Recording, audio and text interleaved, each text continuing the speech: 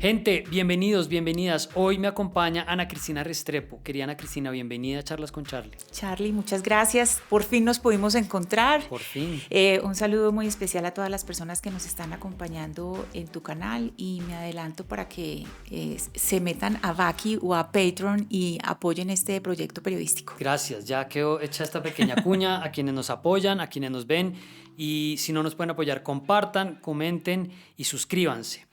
Para quienes no conocen a Ana Cristina Restrepo, aunque yo sé que nuestra audiencia que vive pendiente de periodismo, de los debates, de la política, van a saber quién es, un pequeño contexto nos sobra.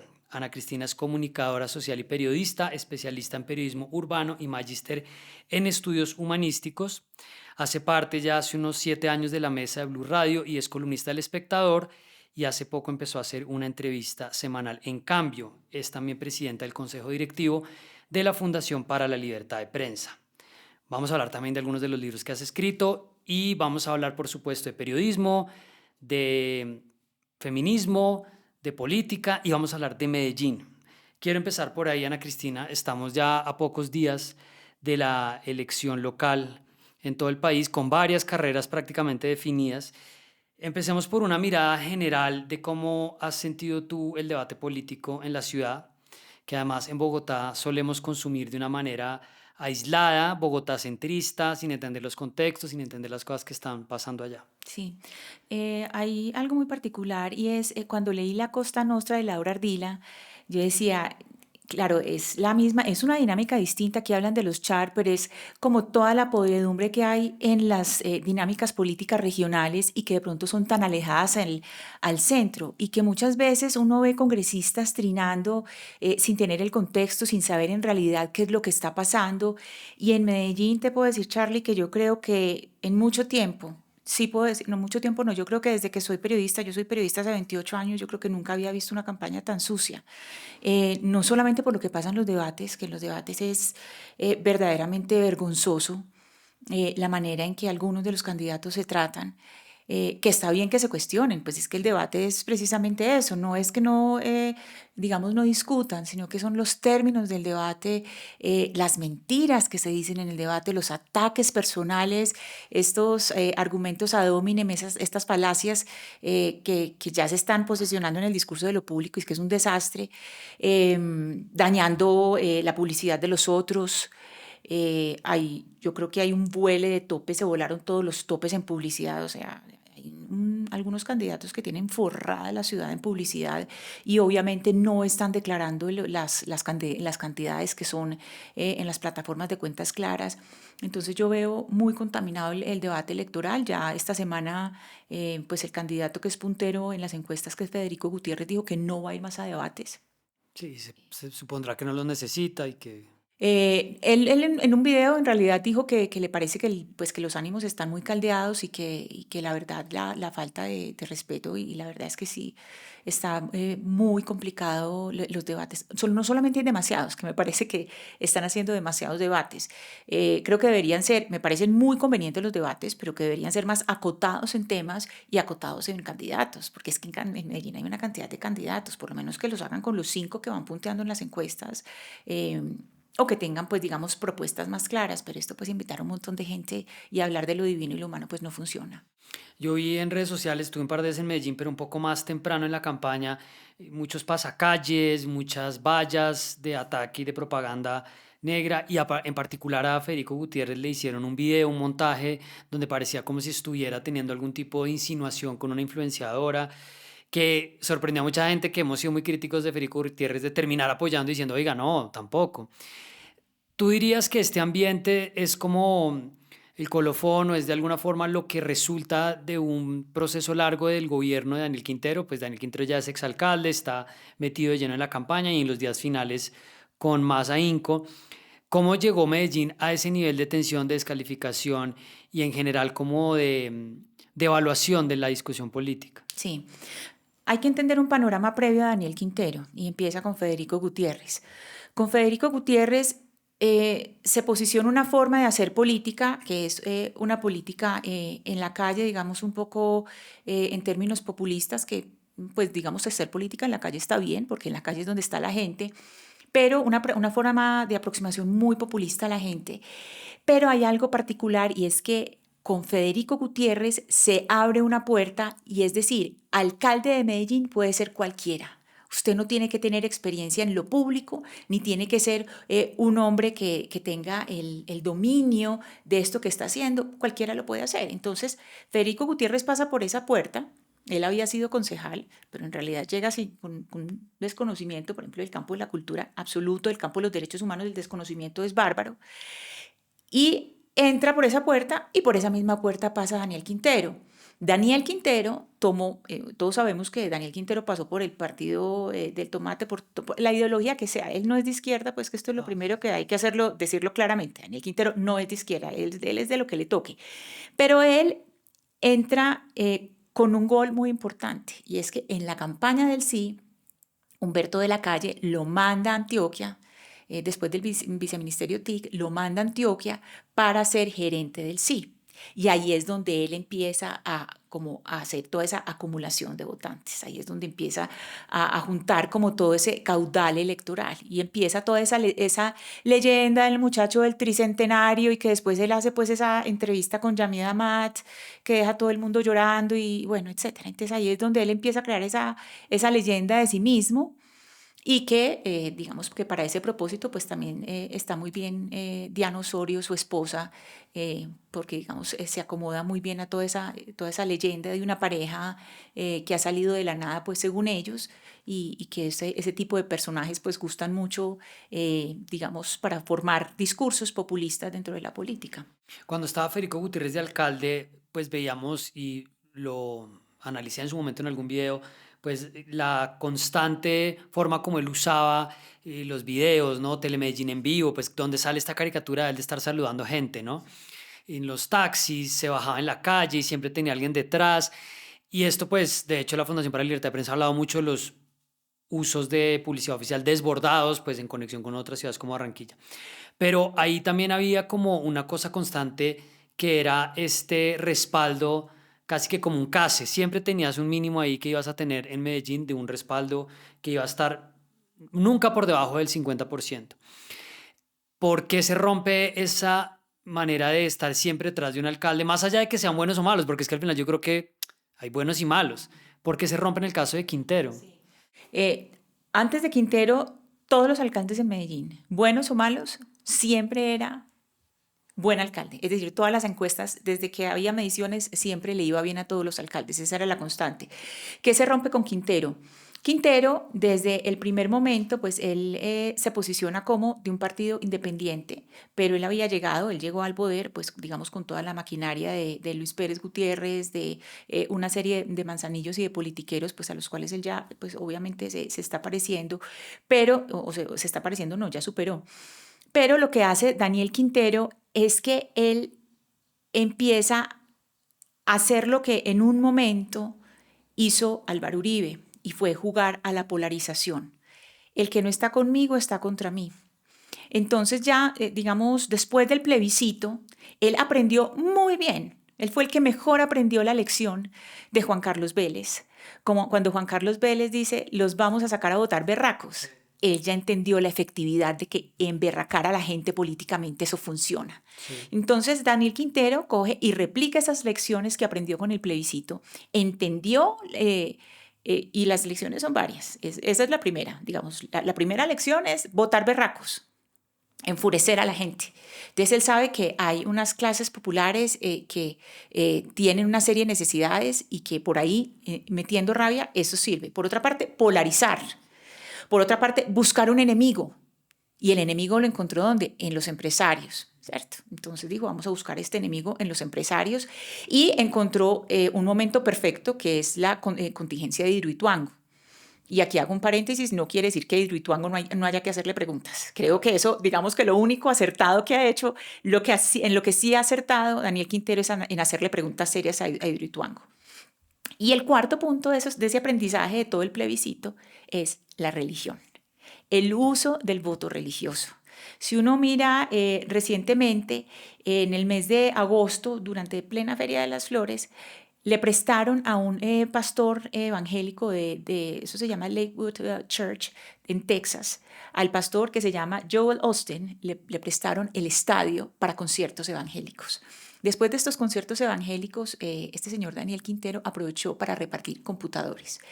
El estadio fue prestado, no alquilado, se lo prestaron, porque este señor, este pastor, quiere instalar iglesias en Medellín. Entonces, Daniel Quintero, fíjense los dos candidatos principales de Quintero que son para la gobernación Esteban Restrepo, voy a ser su gobernador si Dios quiere, y el candidato a la alcaldía que es el primo de Diana Osorio, Juan Carlos Upegui, también va a ser el alcalde si Dios quiere. Entonces todo esto es usar la religión, usar el nombre de Dios, a toda hora tener como este discurso de manejar el nombre de Dios para meterlo con la política, y que él sabe, que Quintero mismo sabe que fue supremamente efectivo en el plebiscito, porque pues, todos recordamos bien lo que pasó en el plebiscito. Y en el plebiscito, acuérdense que el sí estaba muy convencido. Es que por eso Medellín tiene unas encuestas muy convencidas, y acuérdense que el sí estaba muy convencido. Pues es que eso de hecho me sorprende, de que veníamos caminando y hablábamos y tú no estabas tampoco tan segura de que tenga cerrada la elección Federico Gutiérrez, que abre de todas maneras un compás de que pueda darse una vuelta ahí. Antes de eso quería decir que lo de la religión ha pasado un poco por debajo del radar, me parece a mí, en el caso de el proyecto de Quintero y de Upegui. Y tal vez pueda salir con unos votos que no se ven. Pero metámoslo conectado con Upegui. Upegui fue el secretario de la Convivencia de Paz, un De la no cargo violencia. Ellos abrieron una secretaría para él, para él. que es la Secretaría de la No Violencia, y esa secretaría entró a cumplir una serie de funciones con derechos humanos, que eso está bien, eso lo necesitaba Medellín. Lo que no necesitaba era una secretaría para posicionar a alguien y para politiquería, porque Sí. esa secretaría la estaba manejando era Esteban Restrepo desde la Secretaría de Gobierno, cuando era secretario de Gobierno. Eh, Hay que, pues de todo hay que decirlo, la Secretaría, y lo estoy diciendo porque así mismo me lo han verificado de la JEP, antes de esta Secretaría de la No Violencia, Charlie, prácticamente no se había escuchado, no le habían parado ni cinco de bolas a los clamores de la escombrera, de todo lo que está pasando con la Operación Orión, que durante la escombrera, durante 21 años han estado echando escombros. En 2015, durante la alcaldía de Aníbal Gaviria, hubo unas excavaciones, algunos estudios durante la alcaldía de Alonso Salazar, pero pues nunca se detuvo a Construcciones El Cóndor. Ahora la unidad de búsqueda de personas desaparecidas y la JEP tienen un polígono que no se puede tocar, y hay unas medidas cautelares, y eso en parte, no todo, pero en parte es porque esa Secretaría de la No Violencia ha estado ahí y ha estado obedeciendo, ojo, obedeciendo las órdenes de la JEP. No es que ellos tengan pues toda esa voluntad y todo, no, es que le están obedeciendo a la JEP. La JEP les da unas órdenes y la Secretaría de la No Violencia las está obedeciendo. Pero esa secretaría básicamente, Charlie, la crearon fue para posicionar a este señor Upegui. Y esa es la experiencia que él tiene como funcionario público en realidad. O sea, él no tiene, trae algo más de antes. Yo entiendo que él estuvo también en Mintic, él también estuvo Bueno, con ahí sí, Quintero. en alguna Sí, cosa, en algún globo con sí, que trabajó él. Quintero, sí.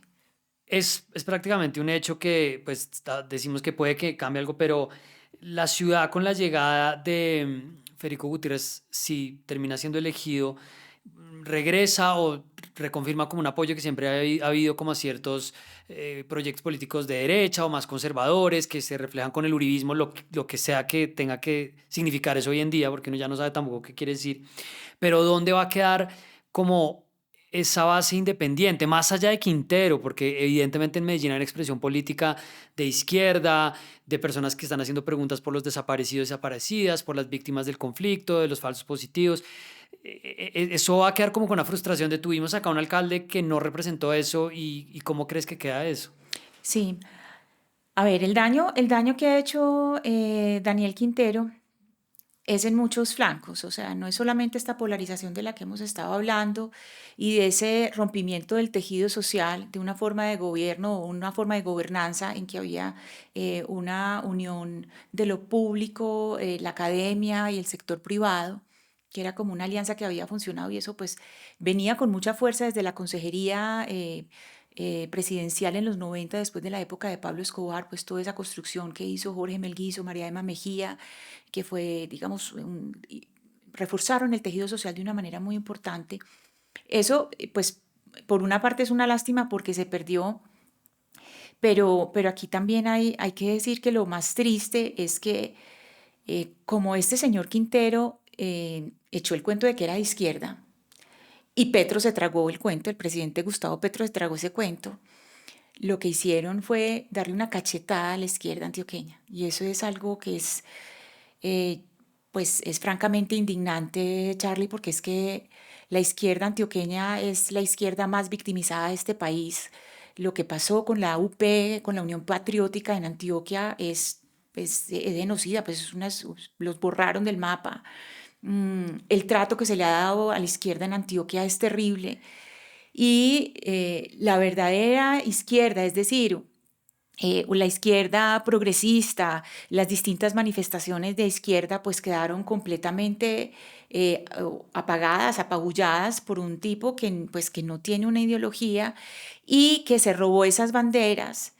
eh, Infortunadamente, pues mucha gente ya no, es muy difícil volver a reconstruir las bases de una izquierda, digamos, tan dolida como la izquierda de Antioquia, y por lo menos ese sector progresista, pues le va a tocar muy, muy duro para volverse a reconstruir después de la etapa de Quintero. Ahora, digamos, eso que llaman el centro político, que yo creo que ese centro político no ha tenido las mejores estrategias de posicionamiento. A mí me cuestiona mucho las estrategias del centro político. Eh, Ese centro político ha sido muy torpe para hacer campaña y si te das cuenta, pues ahora es prácticamente No invisible existe, en las sí. encuestas, es ¿Quién es el prácticamente... candidato que puede representar ese sector ahí? Se supone que ese centro político ahora sería, por ejemplo, Juan David Valderrama, Donde estaba antes Daniel Duque, el concejal. exacto, donde estaba Daniel Duque. Em, no, no, en centro político no, porque ya, digamos, en los primeros lugares pues es que son pues derecha, que es Fico, que está en primer lugar. En segundo lugar está Upegui, que Upegui no es ni derecha ni izquierda ni es nada, es independiente, es que eso es lo que toque ser.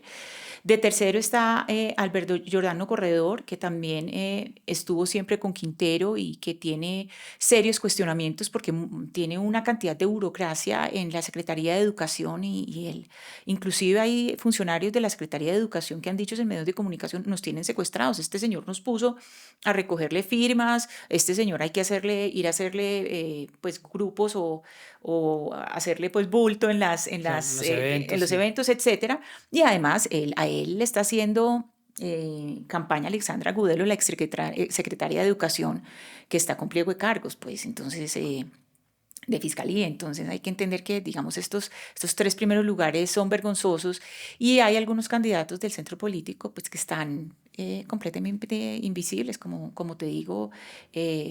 Entre ellos está Juan David Valderrama, por ejemplo, Felipe Vélez también es del centro político y también está completamente invisible. Ha tomado, de pronto suben y bajan dos mujeres, que las dos son de derecha. Una se le quitó al Centro Democrático y después estuvo con Quintero, pero es una mujer que tiene un conocimiento técnico muy bueno o sea, muy, digamos, muy técnico de empresas públicas, que se llama María Paulina Guinaga, que fue concejala del Centro Democrático. Y la otra candidata de derecha que sube y baja, pero pues nunca tiene pues un número importante, pero sube y baja es Liliana Rendón, pues famosísima por el bolillo y por aquello de si le pegaron fue porque algo habrá hecho. Claro. ¿En qué medida Daniel Quintero ha expuesto una discusión o una tensión pendiente en Medellín, en Antioquia? Yo le hacía esta misma pregunta a la rectora de AFIT, Claudia Restrepo, sumado a otros elementos como la llegada de los Gilinski y el intento de la toma hostil, las tensiones que hubo, también la intervención directa de Semana, bueno, una serie de elementos que están ahí, pero ¿tú crees que más allá de lo que haya atizado Quintero y lo que él haya hecho por su propia cuenta, hay de alguna forma una discusión pendiente en Medellín en cuanto a esta tal vez tendencia a ser muy autorreferencial sobre la virtud de sus propios gobernantes, de sus empresarios, a veces como con unas expresiones chauvinistas, que en últimas lo que hace es echar debajo del tapete como ciertas conversaciones que hace falta tener? Yo creo que, a ver, digamos, hace unos momentos te decía, me parece muy pertinente hacerle preguntas a Hidroituango, por ejemplo. Hacerle preguntas al empresariado antioqueño también es perfectamente válido, pero aquí cuando son conversaciones públicas, las formas importan. O sea, uno no puede salir a decir que personas que han forjado empresas, que están trabajando por la ciudad, son unos mafiosos. Si usted tiene críticas, usted dice, mire, esta empresa hizo X, Y, Z. Y que de hecho tiene, es decir, si quería hacer críticas, pues hágalas con argumentos. Por ejemplo, él podría hablar de Argos. Si usted va a hablar de Argos, pues hable de las investigaciones que hay de Argos. Y que eso es perfectamente, hay una serie de procesos y hable qué ha pasado con los procesos de Argos. Haga críticas, pero no salir y haga críticas cuando tiene pruebas en la mano. Pero no esto de hacer ataques contra la persona, insultando, diciendo una cantidad de mentiras, porque finalmente lo que hizo fue destruir completamente digamos, los lazos. eh, pero yo, por supuesto, pues que, a ver, esto del mito de la raza paisa y todo eso es una cosa muy, muy difícil de borrar en Medellín. Esa es una vaina muy difícil y que yo creo que eso ya se había estado borrando. De hecho, un alcalde, por ejemplo, como Alonso Salazar, que ha escrito obras sobre Pablo Escobar y que ha mirado tan a fondo como lo ha hecho él la cultura de Medellín, pues ya ahí se estaban empezando a caer en mitos, pues ya había trabajado como tenía un trabajo muy fuerte en ese sentido. Claro. Un último tema de Medellín que nos sirve para ir metiéndonos en periodismo. A mí me da la sensación, pues, oyéndote desde el trabajo que haces en Blue Radio, que intentas como hablarle a la audiencia nacional de Medellín de una manera menos indignada, un poco más sosegada, tratando de explicar las cosas, y no eres una persona que esté usualmente metida en peleas con políticos ni en intercambios, no estás como en ese lugar de protagonismo. Sin embargo, hace unas semanas terminaste en un intercambio precisamente con Daniel Quintero cuando todavía era alcalde, cuando no había renunciado para irse de campaña, por cuenta de unas denuncias que había hecho la veeduría de Todos por Medellín, donde tú estuviste como moderadora en el evento, pero pues habías también cubierto las denuncias en el programa y en particular le estabas haciendo preguntas a él y él dijo que eras una operadora política, empezó a decir que quién te pagaba y tú le hiciste una solicitud de rectificación que entiendo ahí está andando. Entonces mi pregunta ahí sería, por un lado, ¿qué te dice eso de la relación con la prensa que planteó el alcalde, exalcalde ahora, que además tiene sus reflejos con lo que vemos en la Casa de Nariño? ¿Y dónde está también la posibilidad del periodismo en Medellín de estar haciéndole preguntas duras a sus gobernantes, más allá del espectro y del reflector nacional, donde están igual muy pocos jugadores, ¿no? El colombiano, algunas expresiones independientes, los canales locales. Sí, lo primero es que pues hay que entender que los personajes públicos, los políticos están ahí y tienen que estar dispuestos al escrutinio de lo público y tienen que estar dispuestos a las preguntas de la prensa. Entonces yo creo que en este caso pues no se trata de mí, de lo que me haya dicho, sino él tiene que aceptar ese tipo de preguntas.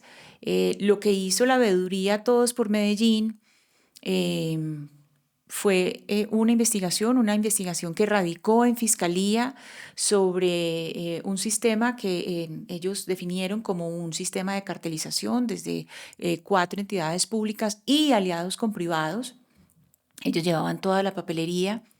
em, este señor Daniel Quintero pues se molestó por eso, pero una vez más, pues si él es mandatario y si él lo que está buscando es un cargo pues presidenciable, pues le va a tocar seguir haciendo lo mismo porque la verdad es el trabajo del periodismo. Hoy en el ambiente en que estamos, pues el periodismo está muy sometido em, a ese tipo de preguntas de los políticos que a mí pues no me parece que sea como lo ideal para el periodismo, porque el periodismo, lo que es, pues la función es el contrapoder.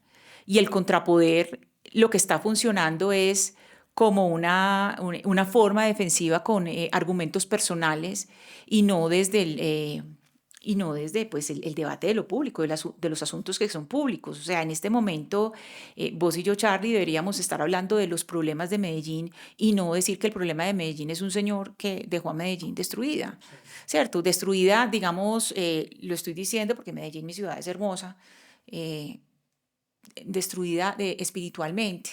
Entonces, creo que inicialmente el problema es más de él que mío, porque si él tiene aspiraciones como las tiene, si tiene aspiraciones presidenciales, pues lo primero que tiene que entender no es que tiene que responderle no al periodismo, sino que el periodismo es un canal para responderle al público, es que es a la ciudadanía. Ningún político, ni Gustavo Petro tiene deber conmigo, ni con Blue Radio, ni contigo. Tiene el deber es con la ciudadanía y nosotros somos ese canal para que pueda darle cuentas a la ciudadanía. Entonces, en ese sentido, creo que va la conversación, que entiendan que el trabajo del periodismo es contrapoder. Y yo creo que los periodistas también, eh, digamos, en ese sentido, no tratar de no envolvernos digamos, en estas discusiones con estos señores. Yo no discutí más con este señor. Este señor dijo mentiras sobre mi carrera y resuélvalo con un abogado. Y punto. Yo no me voy a poner a discutir nada con ese señor en público, porque es que yo no me voy a defender, yo me defiendo trabajando. Yo me defiendo haciendo periodismo, que es lo único que sé hacer. Él hizo algo que pues le estoy pidiendo que lo rectifique. El viernes pasado, el viernes 13 de octubre, él debía rectificar. Eh, lo que respondió fue una cosa que es que yo que tengo que aclarar, yo no le tengo que aclarar nada, pero pues ya mi abogada se encarga de eso, pero yo no me voy a poner en ninguna, no me interesa tenerlo de interlocutor para peleas, porque para mí es un exalcalde y es simplemente una fuente. ¿Y cómo ves el periodismo en Medellín? Y pues ahí yo tengo que hacer una salvedad de que me parece muy importante que uno pueda hablar de periodismo con personas que están haciendo periodismo desde los medios, ¿sí? Porque cuando uno va a las redes sociales todo el mundo está, ya, pero es que usted no dice, pero es que usted no. Bueno, igual esté allá adentro, intente hacer un trabajo importante, intente cuestionar, que es obviamente distinto a lo que yo puedo hacer desde esta tribuna que está en una dirección muy distinta.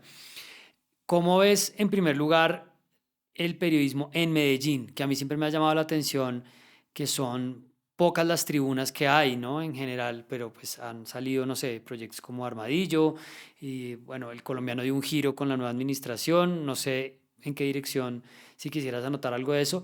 Y la radio todavía muy en manos de los políticos, pues los canales públicos a merced, como está pasando también con RTBC, de las administraciones. ¿Qué sientes de esa discusión más interna de la ciudad frente al Sí. rol del periodismo? Bueno, empecemos por los canales públicos. Me parece muy grave lo que pasa con Telemedellín, pues porque Telemedellín es un canal que está completamente cooptado pues por la alcaldía. Si bien es cierto es el canal de la alcaldía, pues no tiene por qué ser usada con intereses políticos y es pues una lástima lo que ha pasado con ese canal porque además funciona con recursos públicos.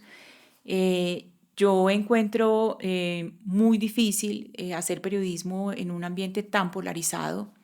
Creo que hay medios, creo que también hay medios universitarios que están haciendo un gran trabajo, por ejemplo, de la URBE en la Universidad de Antioquia, que están haciendo un trabajo muy importante.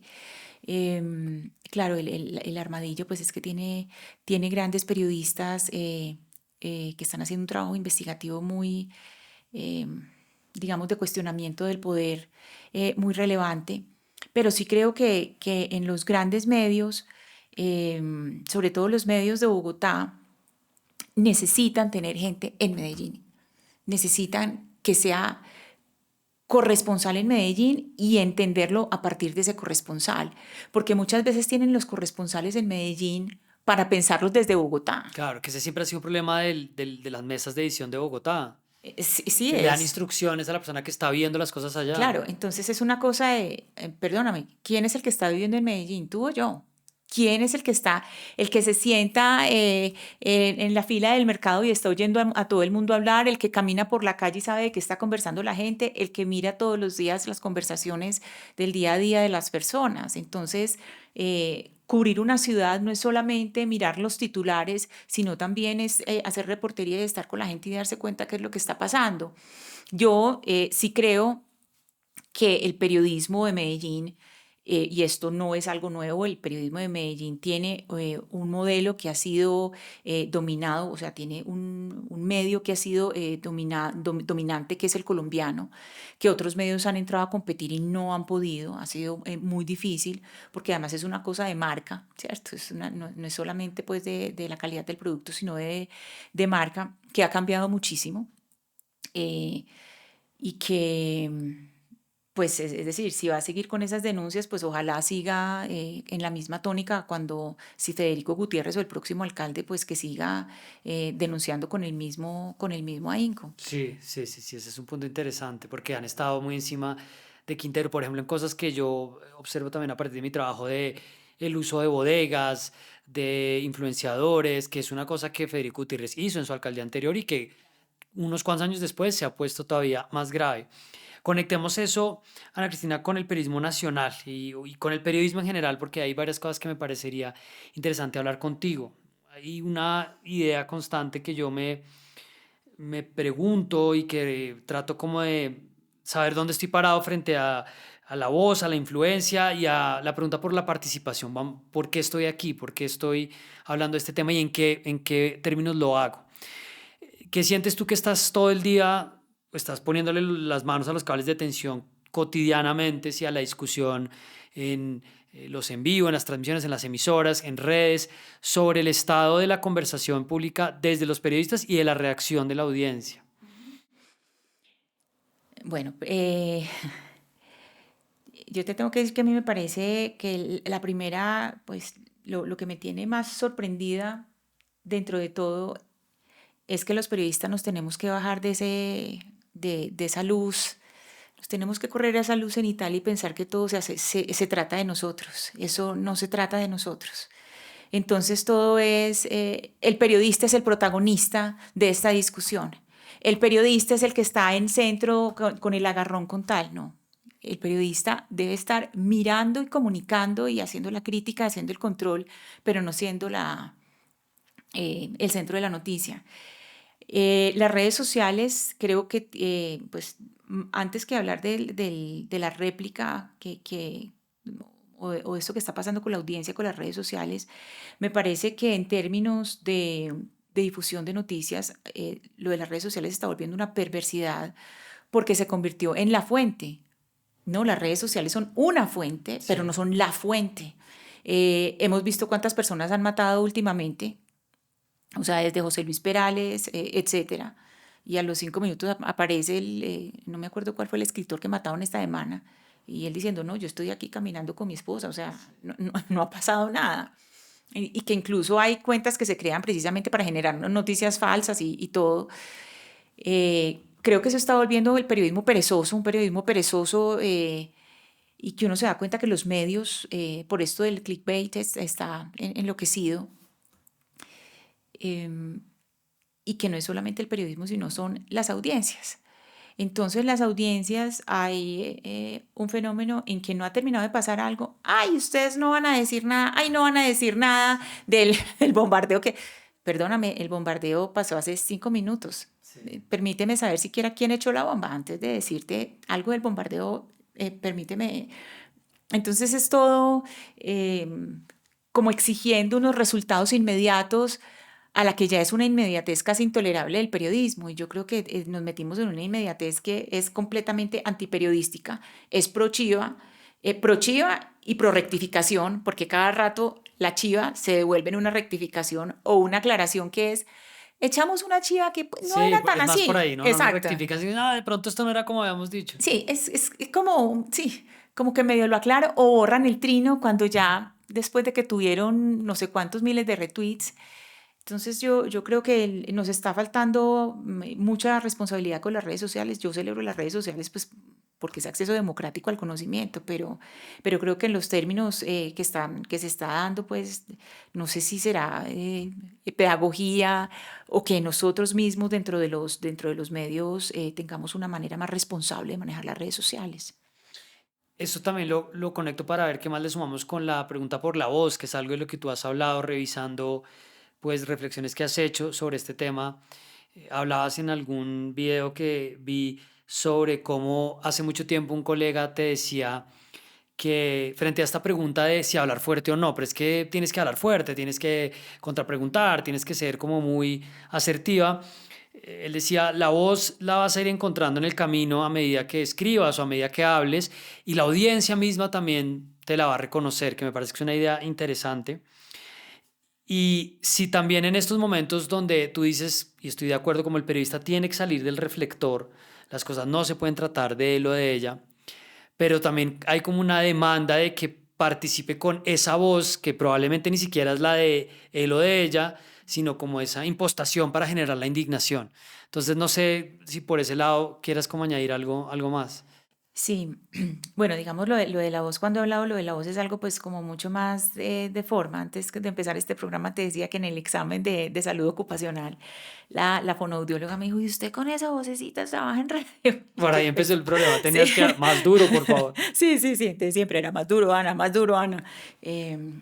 Yo creo que la voz es otra cosa. Digamos, hay una cosa que es el registro de la voz, pero la voz es lo que uno le da el contenido de lo que uno dice.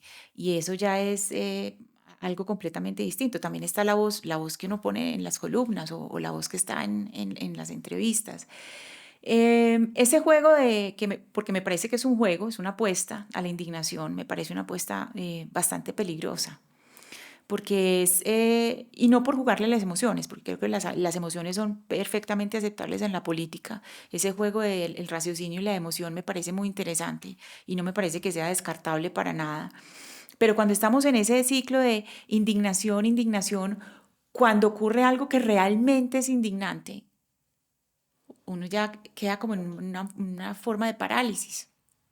Esta semana, cuando contaron que en el canal de Hamas, en el canal de Telegram de Hamas, había salido una imagen del presidente Gustavo Petro, Uno de sus tweets, sí. sí, entonces yo entré a mirar, por supuesto, pues ni siquiera entiendo el idioma, ni siquiera entiendo el alfabeto, eh, pero veía las imágenes. Mira, Charlie, yo creo que duré 20 minutos en ese canal.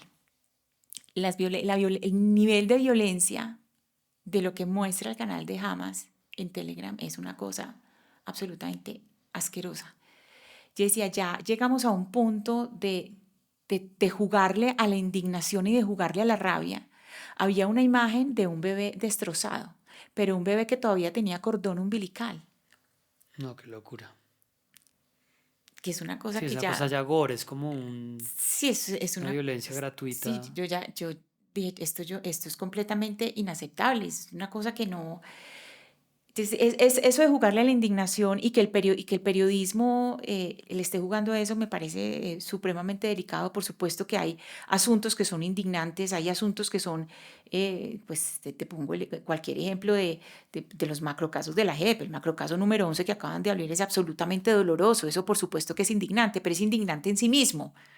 No es que el periodista salga a decir, es que 30 y pico mil casos. Sí. No, no, no. Atención. Exacto. Sí, es Explosivo. Sí, explosivo. no lo pongamos a explotar en la mano. Hay cosas que Sí. son, per se, son explosivas. Nosotros no las tenemos que poner a explotar porque ya tenemos una realidad suficientemente horrible para que nosotros le pongamos como ese halo de dramatismo y poner a las personas, a las audiencias en ese papel de espectadores como si las cosas no estuvieran sucediendo en realidad, sino que fuera toda una puesta en escena. ¿Y cuál podría ser un camino para tratar de empezar a canalizar o a darle oxígeno a la indignación de la gente en las redes, ¿no? Que por supuesto está completamente sobreestimulada con esta idea de reaccionar a esa máquina tragamonedas constante, pero que también refleja una desconfianza que se ha venido sembrando durante un tiempo hacia los medios de comunicación tradicionales, hacia cierto tipo de periodismo, y pues que lo estamos viendo en distintos ejemplos hoy en día.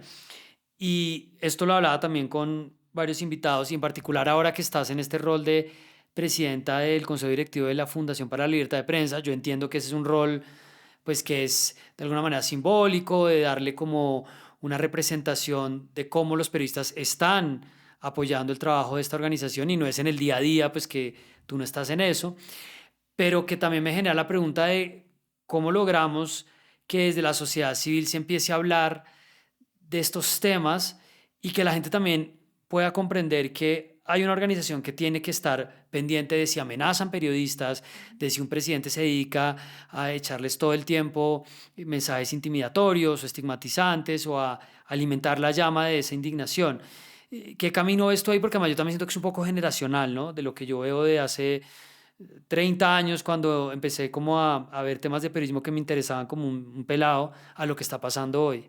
Sí. Yo creo que hay un primer punto y es sobre los grandes medios de comunicación, que digamos es a los que les está cayendo todo el discurso estigmatizante.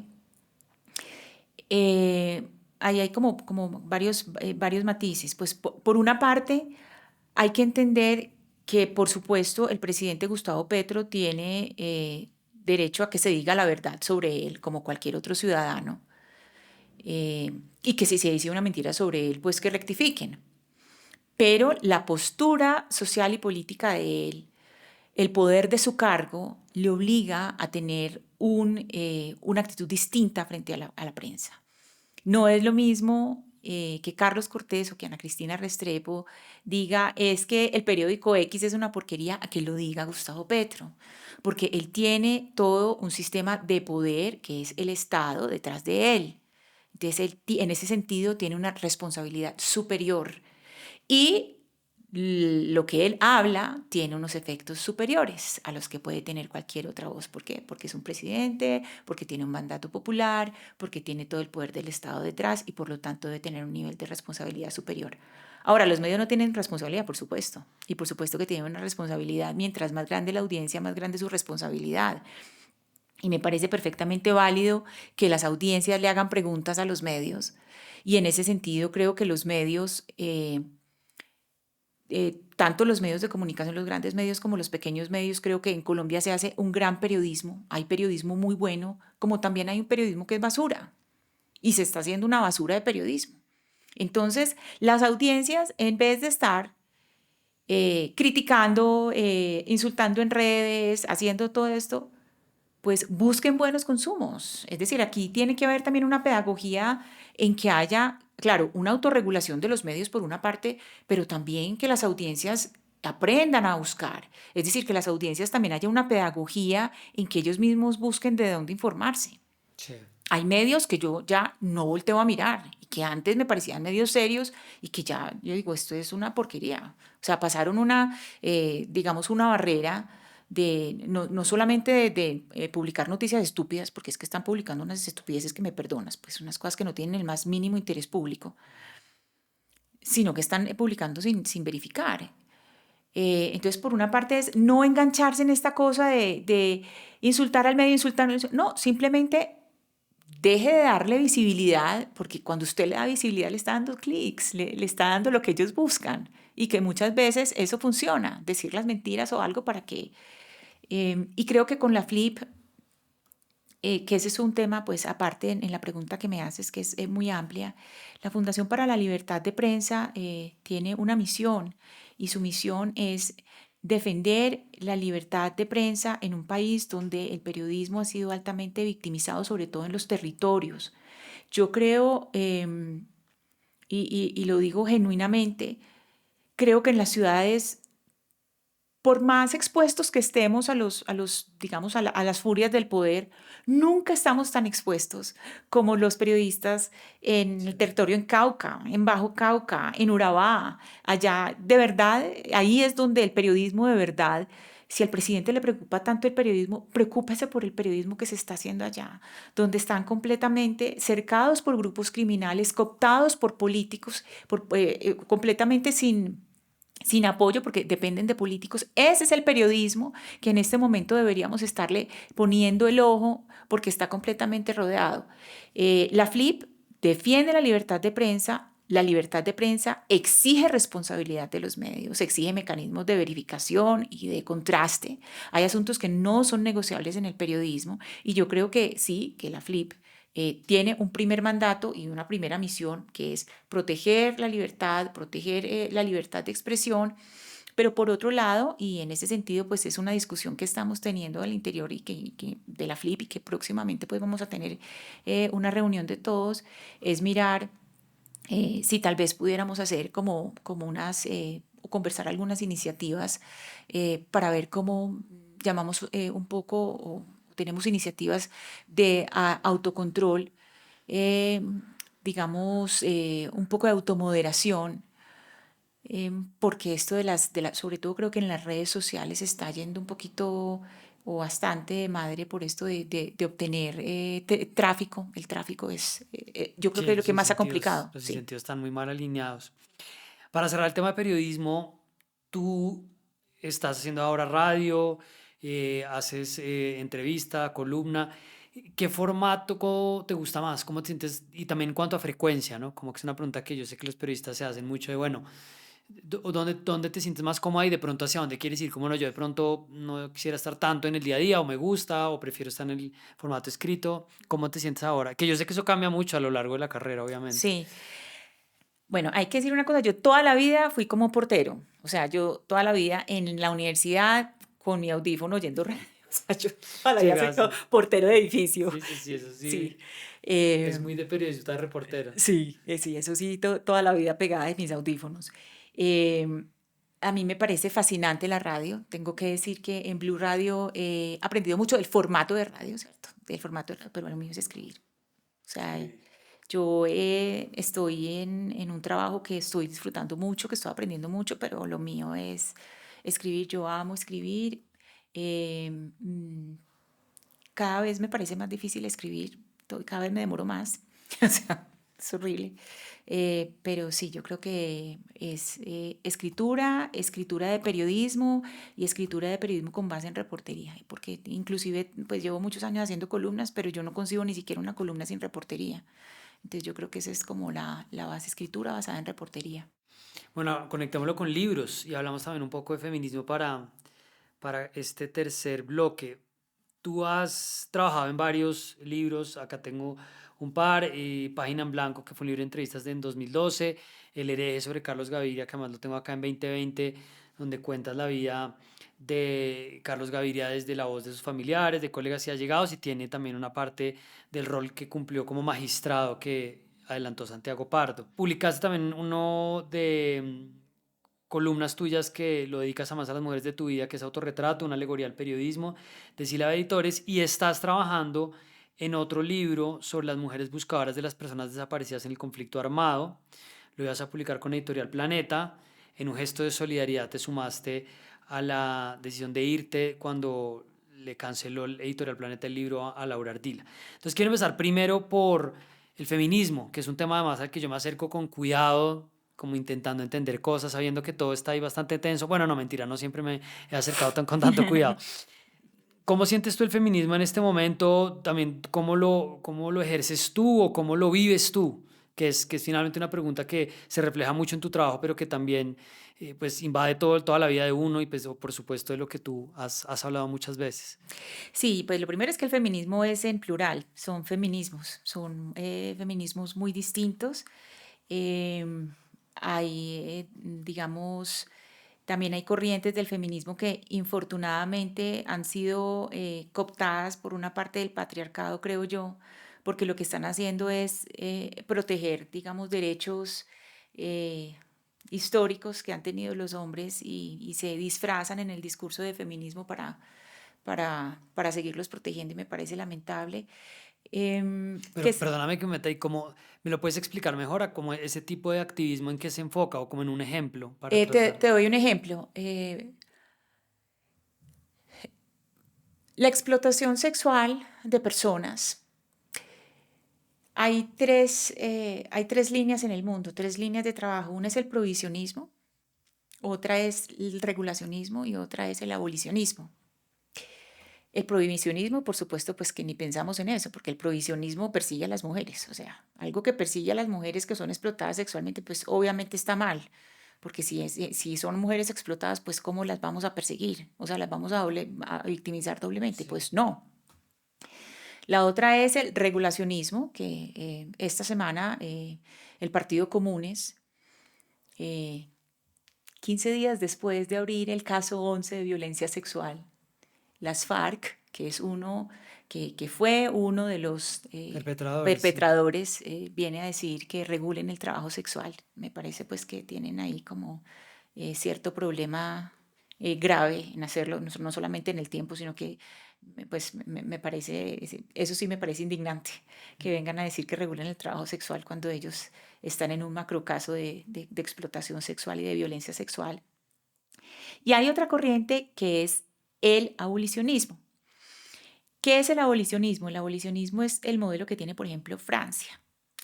¿Qué hace el abolicionismo? El abolicionismo protege a las mujeres, protege a las personas que son explotadas sexualmente y persigue, sanciona a toda la cadena prostituyente, es decir, a los consumidores, a los proxenetas, etc. ¿Qué pasa con el regulacionismo? Que el regulacionismo lo que hizo fue coger una parte del discurso feminista y decir, no, es que las mujeres están ejerciendo la libertad sobre su cuerpo, es que ella es prostituta porque quiere, porque es su libertad. Y sí, es muy posible y es un mínimo de mujeres la que lo hace porque le gusta o porque quiere. La mayoría, y si tú vas a ver los datos, son mujeres que son empobrecidas, racializadas, migrantes. Si vas a mirar en los países como que son regulacionistas como Holanda, quiénes son las mujeres que están en prostitución, las mujeres que están en explotación sexual, son mujeres que están en unas condiciones de verdad que son muy precarias. Entonces, instrumentalizar el discurso feminista de la libertad sobre el cuerpo para proteger ese derecho que ha tenido el patriarcado históricamente de comprar el cuerpo de las mujeres, me parece que es deplorable. Decir, no, eso es la libertad de la mujer. No, no es la libertad de las mujeres. Son mujeres que han sido obligadas a hacerlo, que están muchas de ellas metidas en cadenas que pertenecen al crimen organizado y que lo que están haciendo es obedeciendo un mandato que además creen que es liberal. Eso no es liberalismo, es un pensamiento liberal, es el pensamiento más conservador, porque es conservar un privilegio que ha tenido el patriarcado durante siglos y preservárselo usando el discurso del Desde una feminismo. supuesta perspectiva liberal o de autonomía. Ese es uno de los grandes debates y pues me abre el pie para plantear el otro, que es el del transfeminismo, ¿no? Y la discusión sobre la mujer y la identidad, y pues que no sé si quieras también añadir algo o decir algo sobre esa otra gran discusión que está en el feminismo, por ejemplo, donde J.K. Rowling ha estado en el centro de miles de críticas por ella expresar algún tipo de opinión. Yo sé que ese es un debate grandísimo, pero no sé si dentro del feminismo es algo que tú tengas como ahí, porque lo comentaba con otra feminista y me decía, mira, realmente el problema es que ahí no está los grandes retos que tenemos en este momento desde el feminismo. Entonces, para sumarle otro elemento, lo que quieras comentar. Sí, mira, por ejemplo, a mí me ha tocado varios eventos en que se ha cancelado, por ejemplo, en la Universidad de Edimburgo, en dos oportunidades se ha intentado presentar un documental que se llama Adulta Hembra, Mujer, no recuerdo el nombre, pero es un documental. Dos veces se intentó presentar y no se pudo porque bloquearon completamente las entradas al lugar donde se iba a presentar. Lo bloquearon activistas trans. Yo creo que la minoría histórica, la minoría política histórica que más duro, una de las minorías históricas que más duro ha luchado sus derechos es las mujeres. Y yo no veo por qué tenga que haber digamos, ese choque de que para que exista la categoría de mujeres trans tenga que borrar la categoría de mujer biológica. Creo que pueden coexistir las dos categorías. Si me preguntas si las mujeres trans son mujeres. Sí, son mujeres trans. Y las mujeres biológicas, yo pues cisgénero, si les quieren llamar cisgénero, pues son mujeres, pero yo no veo por qué una minoría tiene que llegar a acabar con los derechos de otra minoría. Yo creo que aquí es un asunto de derechos humanos. Creo que la población trans, por ejemplo, en Medellín, y yo he hecho trabajos de reportería con ellos, han sido de las poblaciones más victimizadas. Creo que, por ejemplo, lo que hicieron en la Feria del Libro con el video me parece que se llamaba Juan Di, la persona que hizo el video, me parece que fue una irresponsabilidad porque fue exponerla a un flujo mediático que lo que hacía era exponer su vida. Pero ¿de qué se trató el video, el caso? Como brevemente para A ubicarnos. ver, en la reciente fiesta del libro de Medellín, el tema era las mujeres, literatura escrita por mujeres. Y la persona que hizo el video fue una mujer trans. Me parece, primero, pues yo estuve en la feria del libro y yo en la fiesta del libro y la verdad no vi que presentaran libros de mujeres trans. Entonces, pues no creo que hubiera sido lo más representativo porque vi libros de mujeres, pero vi en la programación y a lo mejor puedo estar equivocada, pero no había, digamos, una gran representación de mujeres trans, no lo vi.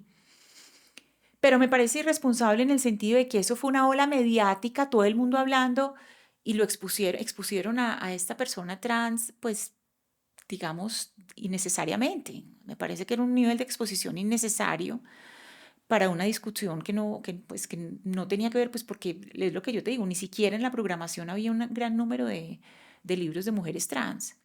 Entonces yo creo que aquí el feminismo tiene asuntos muchísimo más centrales, más importantes para ocuparse. En este momento hay decisiones que son fundamentales con respecto al aborto, eh, que son completamente frágiles. Lo que pasó es estas dos sentencias que se anularon esta semana, pues era un golazo que iban a meter y por fortuna esas dos sentencias que iban contra la sentencia C055 de 2022 las pudieron anular. Y quieren hacer un referendo, además, para tratar de Exacto, voltear y el... referendos, o sea, es que hay cosas por debajo que son gravísimas. Entonces yo creo que tenemos que estar muy pendientes de trabajos que son fundamentales para el feminismo, como el que hace la Mesa por la Vida y la Salud de las Mujeres, como Causa Justa, que lo que están haciendo es proteger a las mujeres más vulnerables. Hay que proteger las vulnerabilidades.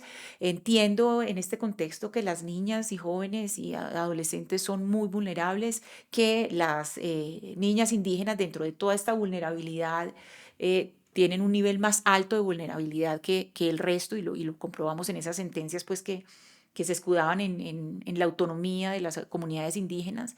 Y una vez más, mirando las vulnerabilidades, también creo que la población trans es muy vulnerable y por eso creo que el discurso debe ser muy cuidadoso y que dos poblaciones que son minorías políticas pues no tiene una que aplastar los derechos de la Claro. otra.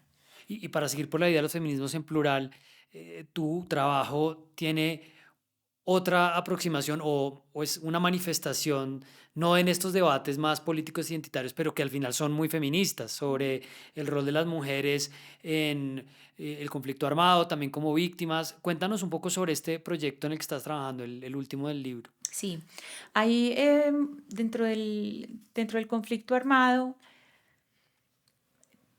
pues primero cuando hay todo este trabajo con víctimas, hay una fuerza muy especial en la voz de las mujeres, porque las mujeres, el patriarcado que uno piensa que siempre afecta a las mujeres, a los hombres los afecta mucho. Y si te das cuenta en los testimonios de víctimas, y los hemos visto con los testimonios abiertos de la JEP, a los hombres les cuesta mucho hablar. Las mujeres somos, digamos, mejores en esa parte de dejar salir y Sí, de narrar, expresar lo que está. exacto, expresar lo que ha pasado. Y las mujeres, pues son las que están, pues digamos históricamente, las que han tratado de curar las heridas de la guerra, las que han estado ahí pariendo hijos para la guerra, viendo sus esposos morir en la guerra. Y Colombia, con más de 100.000 desaparecidos, pues tiene un grupo de mujeres importantísimas que son las mujeres que han movido todas las iniciativas para que exista ahora un delito que se llama la desaparición forzada, que la desaparición forzada antes no existía como delito. Entonces, estos grupos de mujeres, por ejemplo, las madres de Soacha, las madres de la Candelaria, mujeres caminando por la verdad, una serie de grupos de mujeres que son supremamente fuertes. Muchas de ellas, Charlie, saben más que la fiscalía sobre qué pasó con sus hijos. Son mujeres que se tienen que desplazar, que han tenido hasta 5, 7, 8 desplazamientos intraurbanos porque los grupos criminales saben que ellas saben qué pasó con sus hijos, porque ellas hacen todo el trabajo que la fiscalía no se atreve a hacer. Entonces, estoy trabajando sobre esas mujeres, pero no solamente sobre ellas, sino que alrededor de sus búsquedas hay otra serie de mujeres que también son muy importantes, que son, por ejemplo, abogadas de derechos humanos, que se especializan. tienen un papel muy importante, no solamente porque ellas defienden en los estrados, sino porque ellas preparan a las víctimas. Entonces les dicen, miren, esto es lo que hay que, por aquí es por donde tenemos que llevar el discurso, por aquí es por donde tenemos que llevar este caso, entonces que es muy importante para tener casos, no, pues no solamente dentro del país, sino para llevarlo a instancias internacionales. Y dentro de la búsqueda, pues hay otra serie de personajes fabulosos. Por ejemplo, hoy entrevisté a una antropóloga forense, he entrevistado una monja que está metida en la búsqueda hace muchos años. Entonces es un trabajo que es de sororidad y que parte de un principio muy bonito que lo aprendimos de las madres de la Plaza de Mayo. Y es que al principio las mujeres que tienen hijos desaparecidos empiezan a salir con la fotico de su hijo, pero ya después salen con la foto de otros hijos, porque el hijo de una es el hijo de todas. Es decir, ya ese hijo se convierte en el hijo de todas, entonces es un asunto de sororidad muy bonito. A mí me impresionó mucho de los testimonios de las madres de Soacha en el evento de hace unos días, esto que tú dices de el nivel de articulación y expresión de ese dolor y la indignación, muy, muy impresionante y sobre todo como ese nivel político de ese discurso, ¿no? Lo fuerte de nosotros éramos las locas, ¿no? Las que estas señoras están allá molestando porque sus hijos y el nivel en el que está, pues con tanto dolor que hay en el conflicto de todas estas voces. Y perdóname, No, no, no, para... hay una cosa de la desaparición forzada y del secuestro, y es que son delitos que no se detienen. Si salimos y te roban el celular, ya te lo robaron y Claro, ya pasó el delito. sí, sí, sí. Al que lo mataron, lo matan y ya pasó el delito. La desaparición forzada, la mamá que le desaparecieron una hija en la Operación Orión, por ejemplo, a doña Margarita Restrepo le desaparecieron a su hija Carol Vanessa. A Carol la desaparecieron y todos los días está ocurriendo ese delito. O sea, a doña Margarita la están matando todos los días lentamente. Esta señora se está muriendo todos los días lentamente. Lo mismo es el delito de secuestro. Es un delito que todos los días está ocurriendo. Mientras esté el secuestrado, mientras esté el desaparecido, todos los días está ocurriendo. Sí, de tracto sucesivo, creo que le decían uno en la Facultad de Derecho, pero que la gente no entiende que solo termina si es que puede llegar a terminar cuando encuentre los restos de su ser querido y pueda hacer una Y es que, es que, ceremonia. es que imagínate o sea, imagínate el panorama de uno sentir alivio porque encontró el hueso de un Sí, sí, hijo, sí, un sí, sí, hueso sí. que se formó dentro de Sí, uno. O sea, solamente tener esa imagen en la cabeza, ese hueso se formó dentro de mí y es lo único que me queda en la mano. sí. O el testimonio también de algunas de las madres que decían, y también había también un hermano o un tío, porque obviamente había más mujeres, sobre también la aspiración a poder hablar de algo más, de que de su vida sea un relato distinto que esto en lo que solamente han estado todos estos años, como ya no más. Queremos recordar a nuestro ser querido de otra forma y no estar detrás del Estado todo el día como o los intimidaban o no pueden tener proceso de reparación. Y bueno, ¿cuándo vamos a ver entonces en lo posible el libro? Que yo sé que eso se vuelve en unos proyectos. Es como cuando uno le pregunta a alguien por la tesis. Como, no, la tesis, no me preguntes por la tesis, por favor. Siguiente pregunta, querido periodista. Bueno, pero me alegra de cualquier manera que esas entrevistas se trajeron a Bogotá, no hemos podido coincidir en Medellín, pero aquí pudimos charlar un rato. Y pues, Ana Cristina, quiero que le des a la gente del canal una recomendación que quieras hacer de algo chévere que has leído, de un plan, de un podcast, cualquier cosa que te parezca interesante compartirles o de lo más reciente. Bueno, pues primero te agradezco mucho que me hayas invitado. Me parece genial esta forma de hacer periodismo y de ayudar a entender. Yo creo que la principal manera de hacer periodismo es, o sea, la principal misión de hacer el periodismo es, más que informar, es ayudar a entender el mundo. Y ese es el tipo de periodismo que me parece más interesante. ¿Yo qué les recomiendo? Les recomiendo que exploren. A mí no me gusta dar consejos, pero porque me gusta mucho explorar y buscar buscar por mí misma, tener esas búsquedas. Yo creo que las plataformas para buscar, por ejemplo, yo en Spotify soy feliz buscando podcast. Me gustan mucho, claro, todos tenemos como, digamos, el nivel de nerd particular de cada Cada uno. uno tiene Sí, sus neurosis, sí. sí, exacto. Me gusta mucho, por ejemplo, yo que soy tan feminista, no me gustan los podcasts feministas, no me gustan.